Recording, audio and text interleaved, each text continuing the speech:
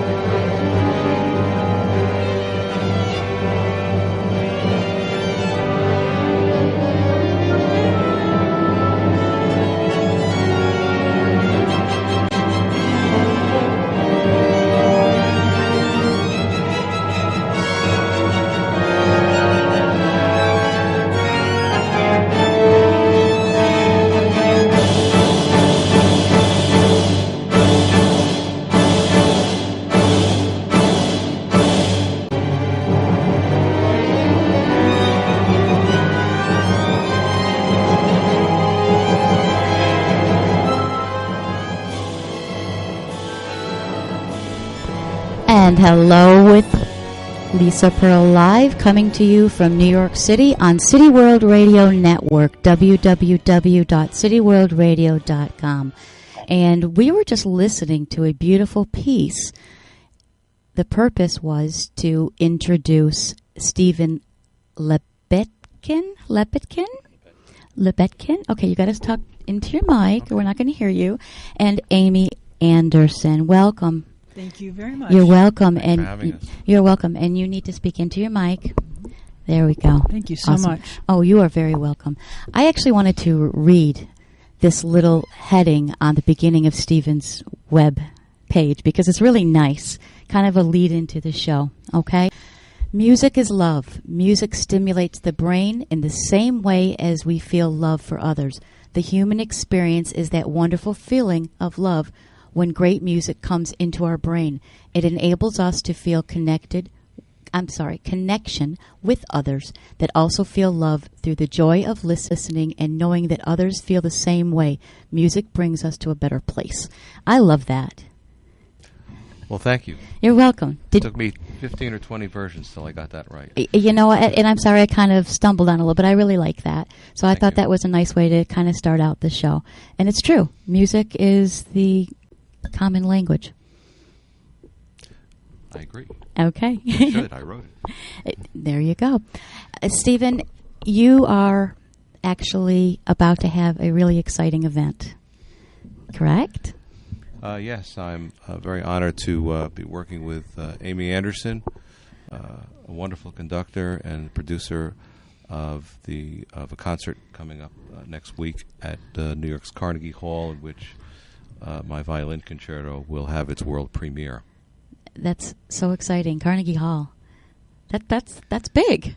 That's big stuff. What a wonderful place to perform. Wonderful. I mean, it's just so much tradition. You can just feel in the air the kind of energy from generations past. Absolutely. Just standing on the stage and feeling the orchestra sound come through the floorboards into the podium is a thrill. So you've been there. I've been there. I haven't performed there, but I've been on stage and I've been to concerts, and you can sense that. I mean, as a conductor, I know how that is.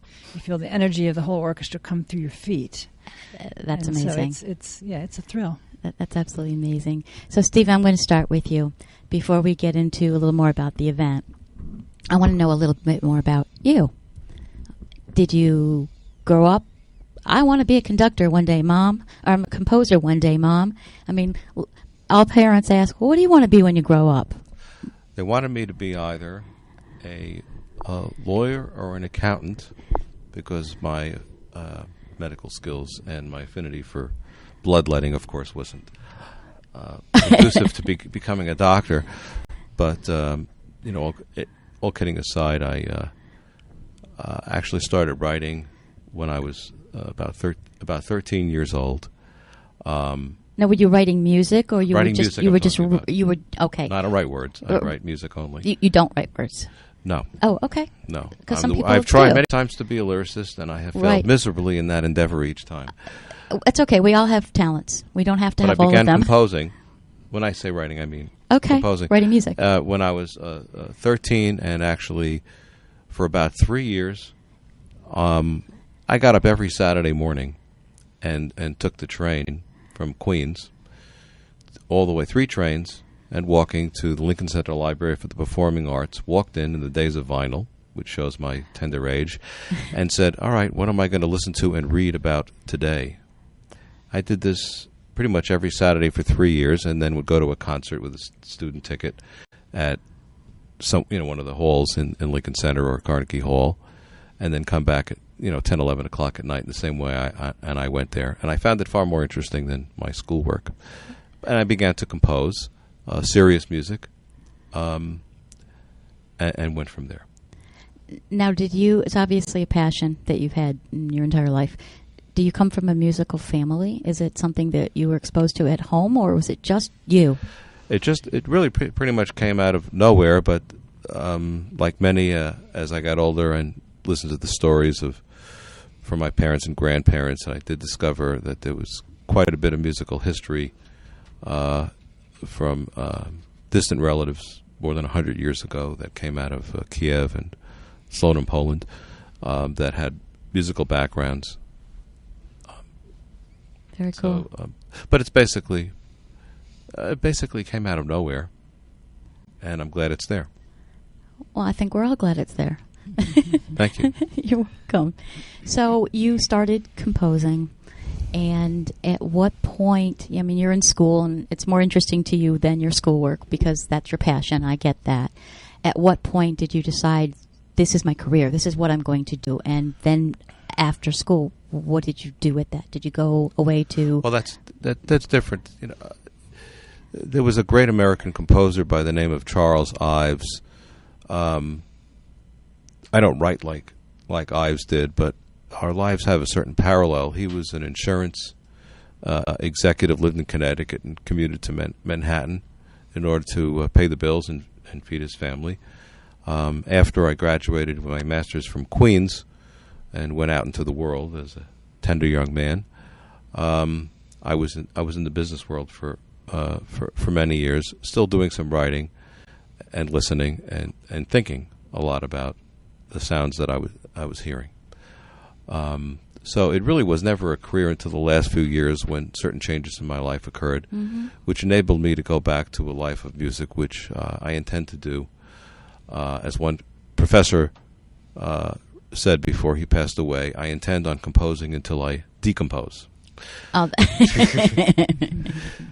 So I'm going to follow in his footsteps. He was a great composer. His name was Leo Kraft. Left us a few years ago. And, so here I am today, writing again, and thinking, and then writing. I do some writing of articles, but obviously not books or, poetry or lyrics. And I'm here to make a contribution. That's awesome. At what point did you start bringing your work public? You were writing.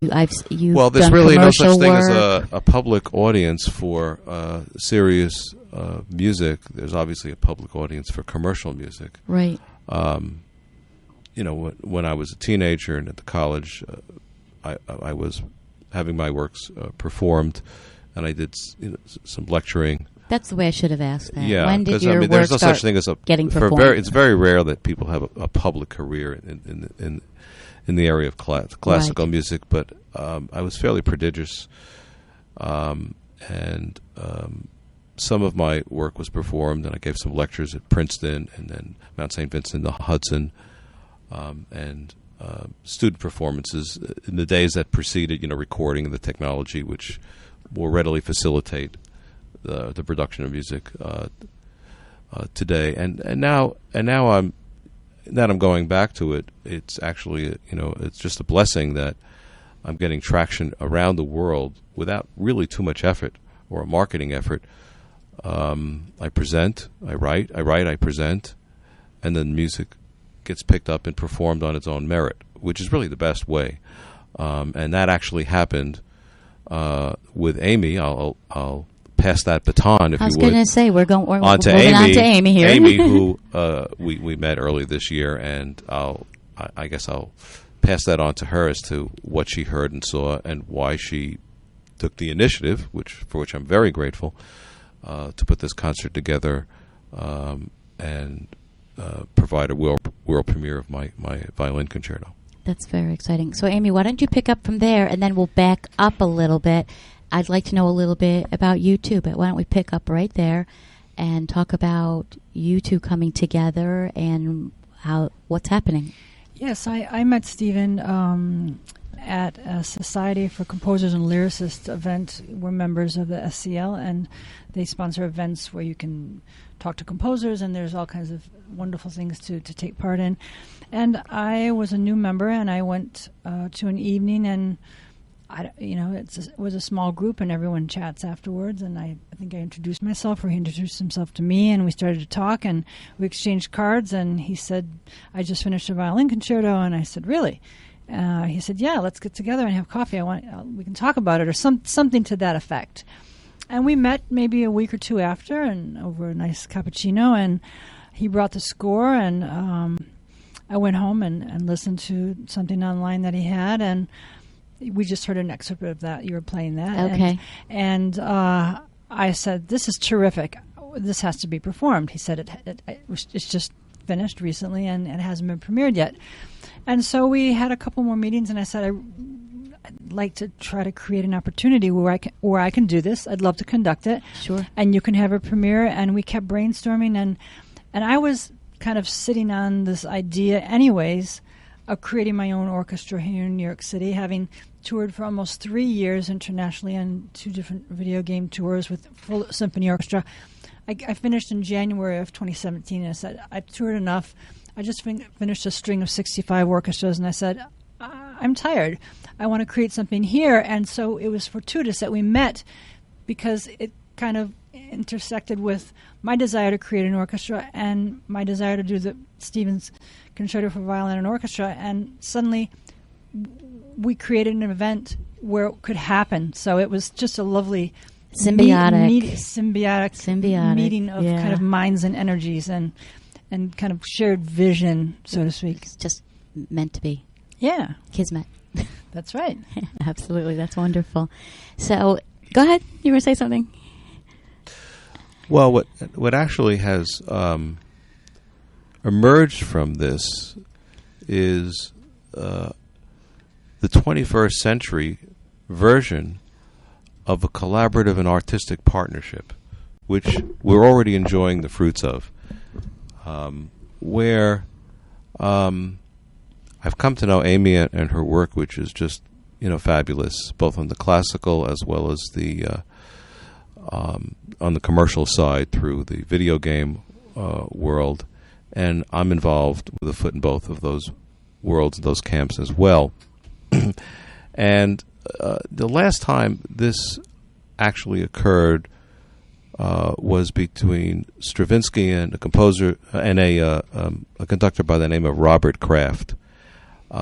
Kraft, much to the chagrin and infinite jealousy of many composers in the United States at the time, was the conductor who premiered and, of course, performed many times the new works of Igor Stravinsky. And Stravinsky took this young man under his wing, and they enjoyed a rich musical and collaborative life, and they were able to symbiotically both spread their work and vision as a partnership. And we kind of see this as the beginning of our version of it. Not really taking each other under one's wing, but working together in a way that creates opportunity for both and fulfills our separate but overlapping musical and artistic visions. Well put. Did he put that well? There you well go. put. I couldn't have said anything more. You've both advanced so much in your careers. I can see it would not be someone under someone's wing. It's really a collaborative effort. Yeah. I mean, you both have your arenas.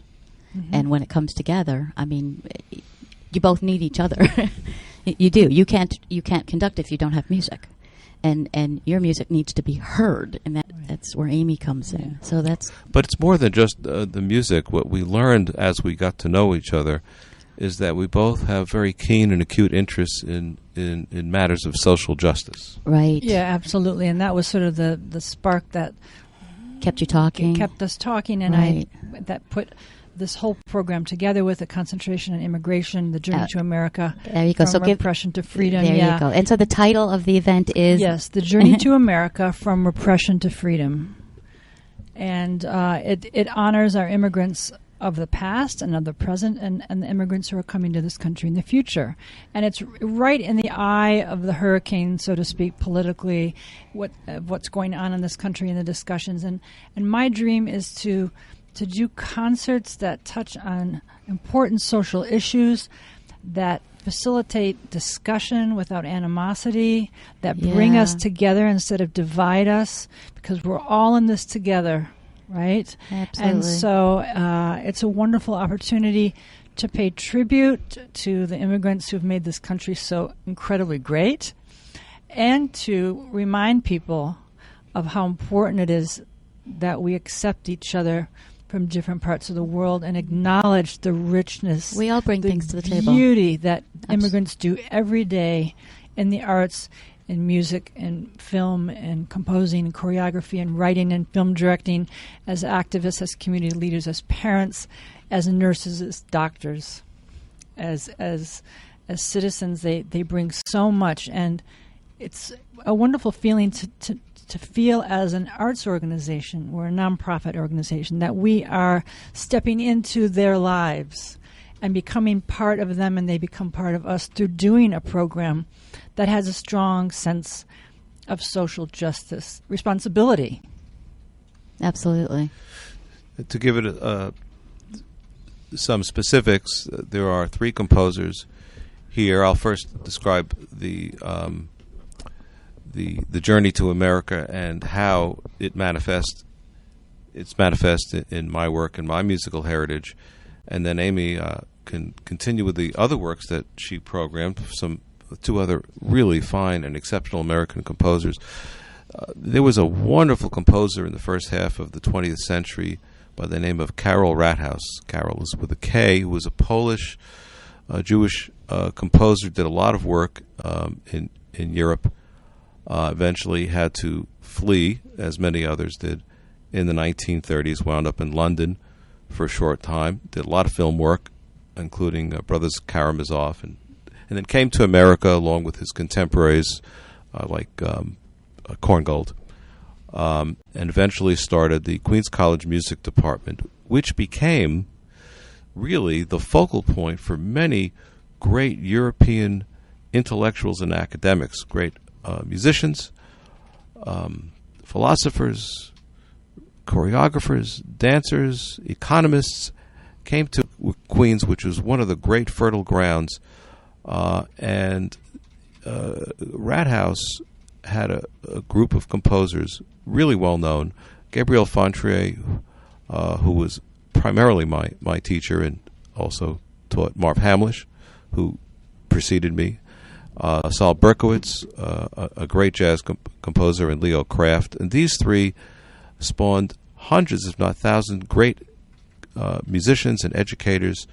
And the work that I do right now, and even the Violin Concerto, its second movement is dedicated as a ballade to the memory of Karol Rathaus. So I really feel the passing down of the great art of composition from Europe, from Rathaus, who actually studied with Franz Schraker, for those in the audience that know who he is, and through these composers to me, and that great art, that great composition technique is what I carry forward today. So, had it not been for the fleeing and the journey towards freedom of Rathaus and many others, I would not be here as a composer today, at least not in the way that I am. And Amy has programmed other wonderful American works by others who also have this theme involved. Yes, the concert starts out with Overture to Light by multiple Emmy-nominated she's an Emmy-nominated composer multiple times, Lolita Ritmanis.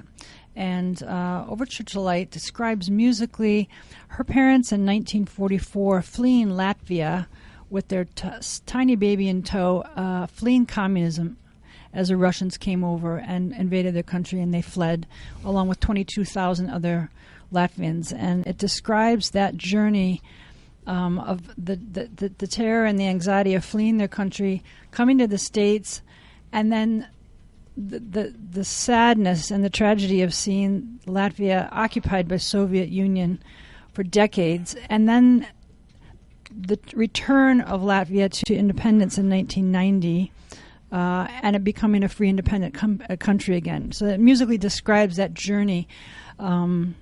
She does it in a beautiful way, orchestrally, emotionally.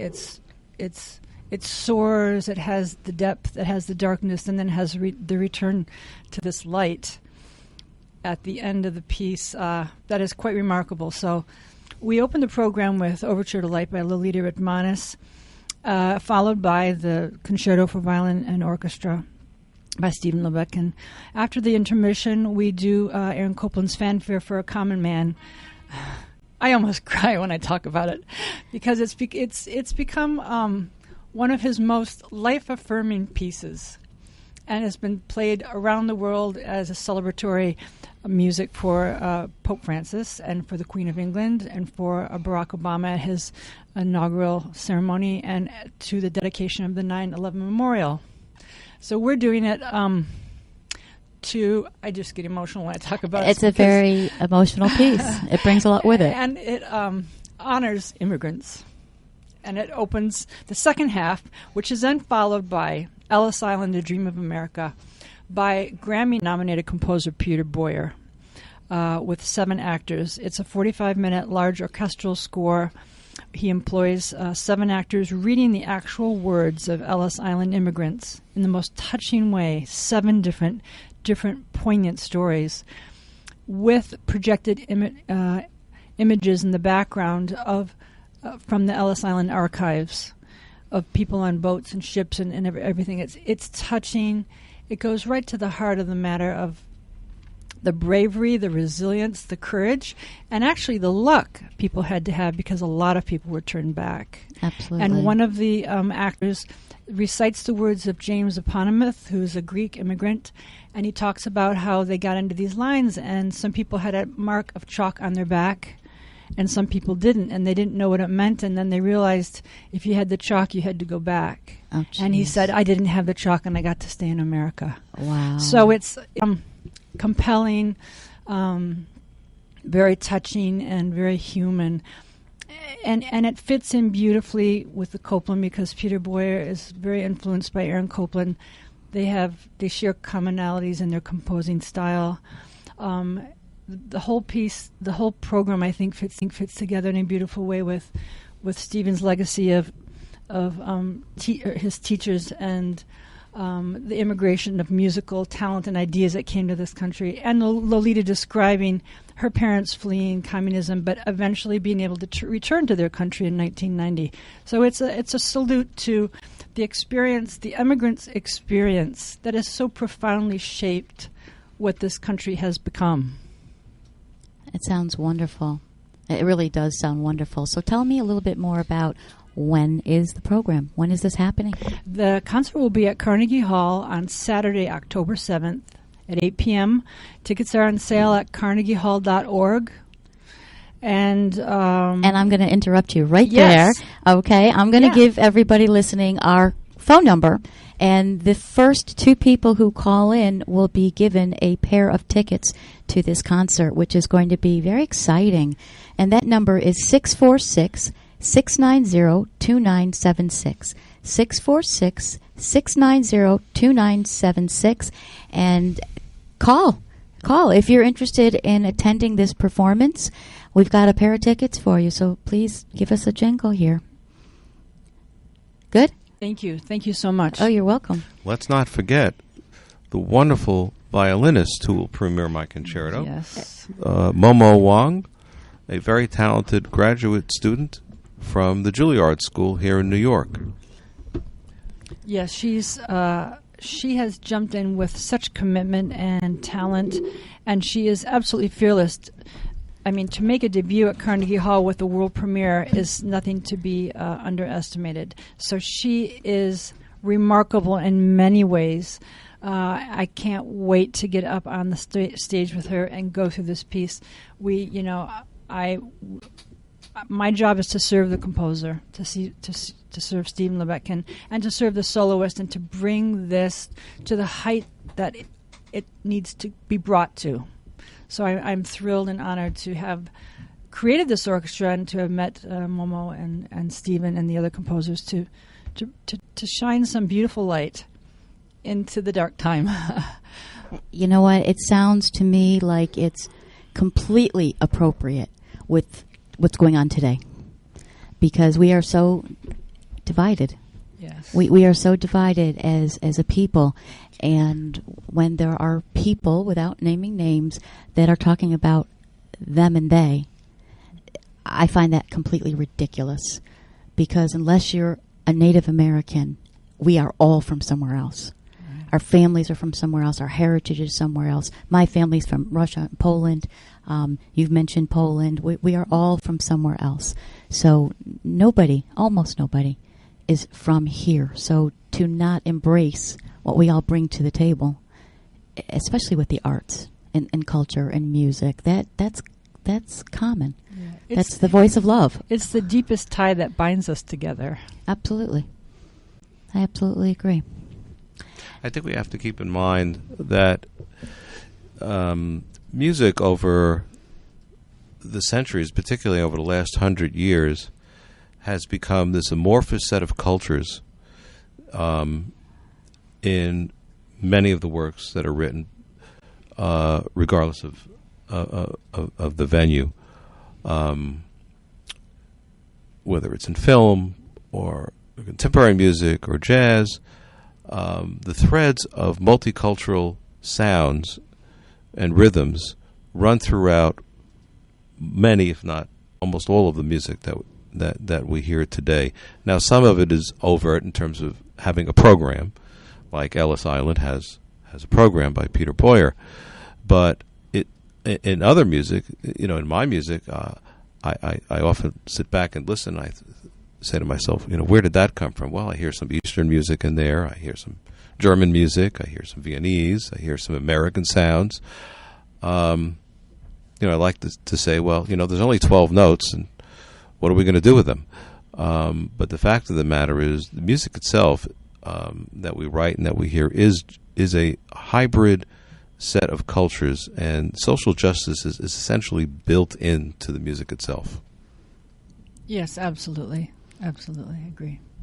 Why don't we take a little moment here and listen to a little bit more of the piece, all right? Mm-hmm. I'm going to give the phone number again, 646-690-2976. If you'd like a pair of tickets to the event, please call in.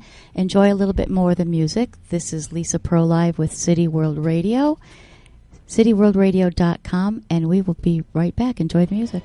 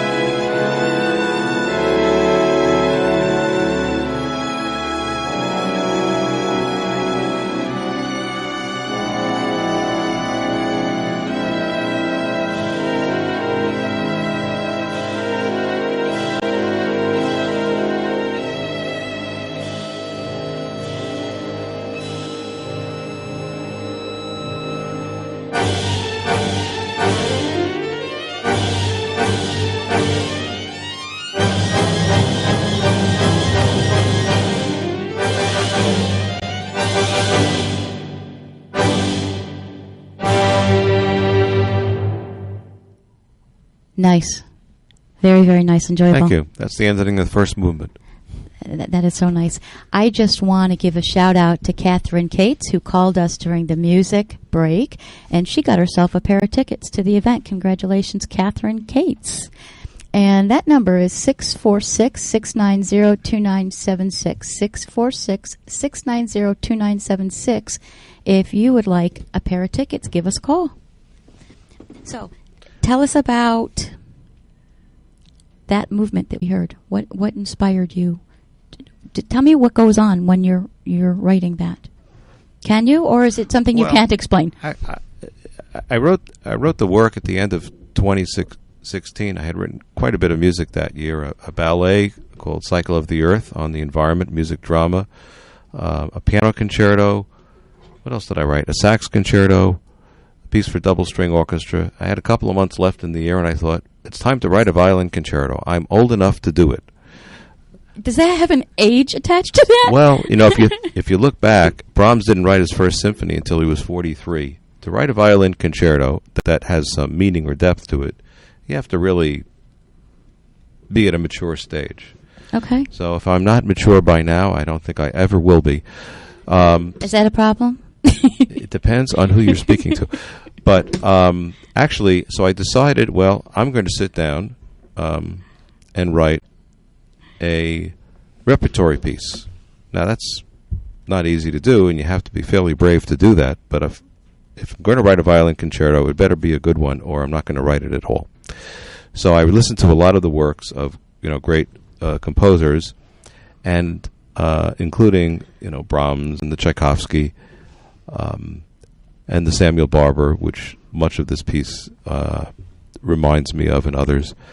But I also like the Bartók concertos, and most people don't know that his first concerto was written for his first love of his life. Didn't marry him, disappointed him, and he wrote this wonderful two-movement concerto. The first five notes of which I've always enjoyed. So I needed a starting point. So I took the Bartók first violin concerto, those 5 notes, and I inverted them. I wrote them upside down, and that became the first 5 notes of this concerto, and then the thematic and harmonic material throughout. And I was off and running, and 2 months later, the concerto was done, which is pretty fast, actually. It really is. It doesn't take long. Well, But so the real inspiration was I wanted to write a great concerto, and I took Bartók's first concerto theme, I turned it upside down, and created something new from. That's like you said. I mean, there's only I'm alive now, so many notes. Now I can tell you the story. You don't have to wait till I'm dead and read it somewhere. Right. So now it's documented. Awesome, and it is, and it was just heard around the world. Right, and the rest of the piece is built on those 5 notes. Wow, very nice. Anything else you'd like to tell me about the event? Well, I'd like to talk about the Orchestra Moderne NYC. Okay. I just finished touring around the world for almost 3 years, and it's very clear to me that orchestras in the United States often don't reflect in their membership the diversity of the communities which they play for. Okay. Right? It's the elephant in the room, and people don't want to talk about it. So I said, okay, I'm going to have that conversation that people don't want to have, and I'm going to create an orchestra first that's led by a woman conductor. There are not a lot of us here. I'm going to do the U.S. premiere of a woman composer, right? We're underrepresented, and also I recruited minority musicians as much as I could into my orchestra, because it's about immigration. New York is an incredible city, and there's so many people from so many parts of the world that it absolutely is an obsolete idea to have an orchestra like most of them are, which has no connection to the diversity of the town in which they play. Right. And so I'm on a mission sort of to change that, to bring that into the conversation, to recruit younger players, to connect, for instance, with the Sphinx organization in Detroit, which mentors minority and people of color to get into music schools and to find instruments and get teachers and to get them placed in positions. I want to connect with them and have, my dream is to have some of their young people come and do a concert with me and be mentored by the people in the orchestra that I've recruited. Right? And that's wonderful. Because like if you help people, we all rise up together. I absolutely agree. That's the truth. And going down to the children, yes, is makes perfect sense to me. I feel so strongly that I have a social responsibility to change the game, right? To be the change I want to see in the world with this orchestra. So it's going to not look like your typical orchestra. It's not going to look like the New York Philharmonic. It's going to be beautiful and colorful and diverse. Like we are. Yes, exactly. Right. And it has to happen. It's like, it's way overdue. I agree. And that's admirable. It's one of the big things that keeps me up at night and keeps me fueled for this whole project, because I'm producing the show as well, and it took a tremendous amount of work. But that I have a social mission in this as well. Responsibility. Social responsibility. I was going to say it's more than a mission. You feel a responsibility. Yeah, and things just, I mean, if I'm the person that's going to lead the change in the town, then I'm happy to do that. That's really awesome. So I wanted to add that about the orchestra. I would like to give a commission to an African American composer. I found this extraordinary young man. He's emerging, phenomenally talented, and we're going to work on a long-term project. It's Journey to America Part 2. Oh, how exciting! Part 2. So let that kind of sink in. That's really very. And any anticipated date? No, because we have to curate the whole project, and it's going to take a tremendous amount of digging and such. But it's that's the second part, Journey to America Part 2. That's exciting. It's something I'm totally dedicated to doing. That's awesome. We have a caller. Lisa Pearl Live, you've reached City World Radio. Hi, I'm calling in, fan of the show, wondering about the free tickets. You got it. Awesome. And who am I speaking to? My name's Benjamin Elliott. Preston, can I have the pen back? Thank you. That's secretary of mine. Okay. Give me your name again. Benjamin Elliott. Okay. And Benjamin, I don't want you to have to announce your phone number on the air. So what I'm going to do, I don't know what I'm going to do here. He will be on the list. We're going to put 2 tickets under your name at the Carnegie Hall box office for Saturday, October 7th. The box office opens at 11 a.m. until 8 p.m. So anytime starting at 11 a.m., you go to the box office and you say 2 tickets for Benjamin Elliott, and I guarantee you they'll be there. I promise you on my life. That's awesome. And Benjamin, let me just tell you, I don't have any issue with giving you my email for the show. It's lisapearllive@gmail.com. So if you want to just follow up and shoot me a little email just so you feel a little more comfortable, that's just fine. Really nice. Okay. Look forward to having you. So congratulations, Benjamin. You got yourself a pair of tickets. Awesome. Great. I'm looking forward to it. Okay, wonderful. You're welcome. Thank you. Awesome. Okay. So that is 2 pairs of tickets. Wonderful. Yes, sure. Okay, I just got the go-ahead to offer a 3rd pair of tickets. That is 646-690-2976. 646-290-2976. And we are giving a bonus pair of tickets to the event. So next caller in is getting the last pair of freebies here. Next caller gets autographs from Amy and me. Oh, yay. There you go. A bonus. There you go. That's very nice. They can even come to the party afterwards. Oh, nice. So if I come, I can come to the party? Yes, absolutely. Yes. Awesome. Nice. Like I invited myself? Perfect.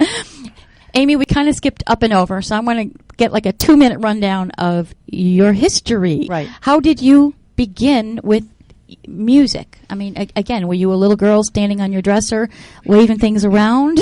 I started conducting with chopsticks when I was about 7. There you go. But I had one in each hand. I had no idea that you only need one baton. Oh, so I used to yeah. take chopsticks. My parents ordered Chinese, and I used to jump around. Well, as a kid, we did that. You'd Yeah, go like, exactly, you with exactly. two. And I would Right. conduct to the TV and then all kinds of things. And I started piano at the age of 6, and I was completely enamored with music. I knew from an early age it was just part of who I am and my soul, and I had to pursue it. So I studied and actually started composing when I was about 10 and 11. I spent several years studying composition. I studied voice. I became a pianist, trained pianist, and was coaching opera singers and doing all kinds of accompanying and hanging around the orchestra, getting really interested in orchestral music, and started taking conducting lessons and said, this is... How old were you when you started taking conducting lessons? Because that's not something most people think about. Yeah, it was my first year of college. I was 17, and I started with basic lessons, and it was a way for me to participate in music making with an orchestra because I was a pianist, and so I really, I wasn't going to start the violin or anything, and it was a way to be involved in that incredible wealth of orchestral repertoire. So I moved to Germany and lived many years in Germany, conducting in the large opera houses, doing productions, touring with youth orchestras, teaching conducting at the University of Berlin, and I came back to the States in 2012 and. I became an Austrian citizen along the way, and came back to the States in 2012 and started getting involved with the video game repertoire, and so that's kind of the narrative of how I ended up where I am today. Wow, that's awesome. And we've kind of danced around it. I don't know who wants to chime in here. Tell me a little bit more about your video game world connections, you two, because that's something that some of my listeners may find interesting. Stephen? You want to tell us about the video game? I have not been involved in the video game industry, but if anybody needs an orchestral score out there, just give me a ring. I thought you were. So no, I didn't say that. Oh, I'm sorry. Yeah, I was the one who was touring, but video Okay. game music is similar to film music in that it's cinematic, Okay. large in scope, uses huge orchestral, presentations, and it's visual. I mean, there really is no difference really between the two. One serves the film, and the other serves the video game. The game, and it requires a tremendous amount of skill and technology to produce these things, and so. So some of the video games that are out there, you have an involvement in the music behind underlying it. I mean, I didn't compose it. I You didn't didn't compose arrange it, it. No, right. I just conducted You've it. conducted I've done it. 15 different video game music That's very presentations. cool. Yeah, That's something that people don't think about. They don't think about it's it. a whole industry. Right, of I mean, course it's it a is. huge industry. It's probably the biggest industry in composition these days is video game composition. Yeah, that's and amazing. There's all kinds of tours going around the world, and it's what reaches millennial audiences. They just love it because they grew up playing games, and they want of course to they see did. the stuff they love and hear the music they love. There's a lot of good music out there.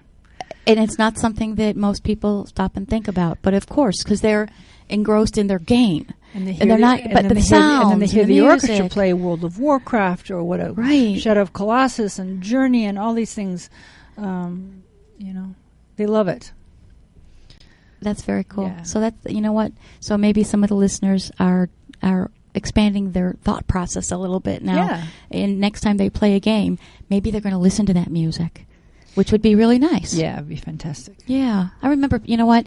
I just had this flashback of Peter and the Wolf as a kid. Because it was kind of in that context where it was not the focus because it was a story, but it was definitely about the music. And as I got a little older, it was actually taught in my music classes about the music. And it was just kind of an underlying way to introduce to maybe an audience that maybe wouldn't reach out for it themselves. Right. So that's kind of neat. The video game industry is so immense. That's where the larger budgets are. And as a result, they're able to attract the better composers that have the orchestral chops. If you would, the movie industry does have some of that remaining, but it's more focused on sound design, low budget. Right. So the opportunities are not as prevalent in the film industry as they are in the video industry for the higher end composers and obviously orchestrators. Very interesting. But what I will say with the commonality of interests are is that that is Amy's focus on bringing people of all ages back into the concert halls, which is a really big issue today, and composers have really struggled, and of course the concert halls and their boards are having a lot of trouble. With that. So one really great older. way is to bring in the young people by programming music from the video games that they like. And also, at least in my work, what I'm doing, and in the social justice side that Amy and I are working on, is to write music that's accessible to a broader audience without cheapening it. Right. Basically, don't write it down or dumb it down. Right. In the concert hall, it's not easy to do, and but make it appealing so that a younger person. I mean, the composers in the last 100 years have really done a lot of harm. And so it's time to change that. I totally agree. Let's answer that call. This is Lisa Pearl Live, and you've reached City World Radio.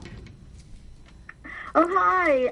This is Sue Barrow. Wow, that Steve Lebetkin sounds like a wonderful composer.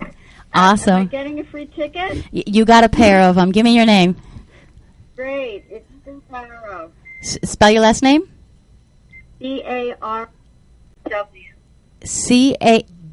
B-A-R... R-O-W. Barrow. O-W. Okay. And Sue, we're going to do the same thing for you. We're going to put a pair of tickets at the box office with your name on it. Right. And if you'd like to just shoot me off a little email at lisapearllive@gmail.com, I will communicate with you and just make you feel more comfy that it's there. But you will have a pair of tickets, and you're going to get a signed autograph from these two, as they promised. Don't let them off the hook. Okay. That's right. And we'll even sing to you. Right. And they'll sing to you. Congratulations, Sue. Okay. All right, wonderful. Thanks for following, and enjoy the concert. All right. Thank you for calling in. Thank you so much for calling in. Sure. Wonderful. All right. So just to finish the thought, that we're really talking about bringing people into the concert hall with music that's socially responsible and accessible to a broad range of audiences, again. And I'm doing my part to reverse that trend of composers whose music really turns people off. You know what, and that's wonderful. And the idea of bringing in the younger crowd, it's necessary because the audience is getting older. They're having trouble. So congratulations to you both. We have to try to wrap it up here now. But what I would like you to do very quickly, give us the information on the concert one more time. And if somebody wants to reach either of you, shoot off some websites, and we're going to have to say goodnight. Okay, the concert is October 7th at Carnegie Hall at 8 p.m. with Orchestra Moderne NYC, with a premiere of Stephen Lebetkin's Concerto for Violin and Orchestra, Peter Boyer's Ellis Island Dream of America, Overture to Light by Lolita Ritmanis, and Fanfare for the Common Man by Aaron Copland. How exciting. All right, and you have an email? Or a website? Yes, you can go to www.orchestramoderne-nyc.com. You can shoot me an email from there. I also have a personal website. It's my amyandersonconductor.com. And you can contact me through either of those. Okay, and you can go to my website at stephenlebetkin.com or send me an email at stringsandbrass, all spelled out, at Gmail. Okay, and I'm going to offer to both of you to post your information on my Facebook page. Sure. On the Thank Lisa you. Pearl Live, because people are listening and maybe not prepared to write it down. That way they can go get it. Wonderful. That'd be great. Okay, wonderful. Thank you so much for coming in Thanks and for sharing having the us. event.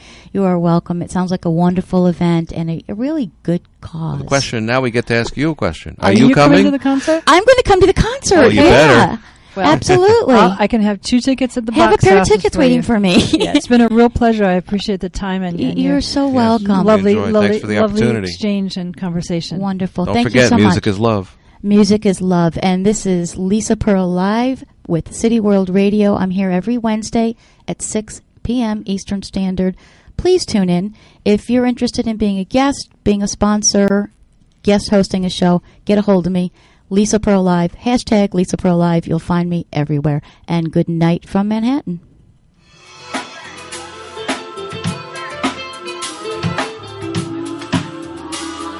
Do you love poetry, hip-hop, and live music?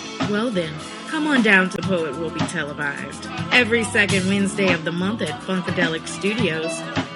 Perform your own pieces during the open mic or just enjoy the vibes. The Poet Will Be Televised. The best poetry jam in New York.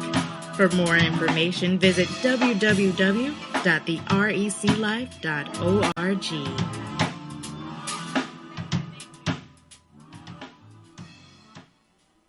If you served honorably in our nation's armed forces and you're looking for a way to continue serving your fellow veterans in your community, then join AMVETS. Each year, AMVETS members volunteer millions of hours at VA healthcare facilities from coast to coast, helping to improve the lives of their fellow veterans through the VA Voluntary Services Program. AMVETS posts and departments also participate in a wide variety of community service projects, ranging from Americanism in our schools to supporting the Special Olympics and Boy Scouts of America. If you no longer wear the uniform today, you can still serve through the AMVETS by